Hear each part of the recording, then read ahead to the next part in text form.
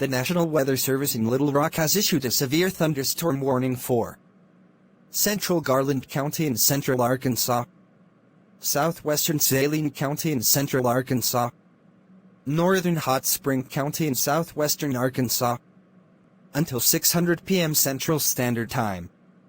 At 5:12 p.m. Central Standard Time, a severe thunderstorm was located near Mountain Pine, or 11 miles west of Hot Springs, moving east at 35 miles per hour. Hazard: $50 size hail. Source: radar indicated. Impact: damage to vehicles as expected.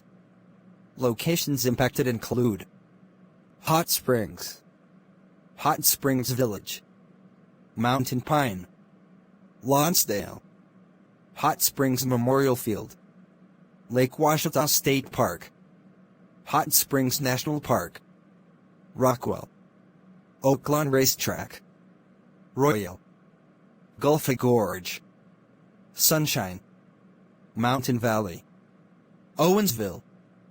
Precautionary/preparedness actions. For your protection, move to an interior room on the lowest floor of the building. Ampersand hail threat.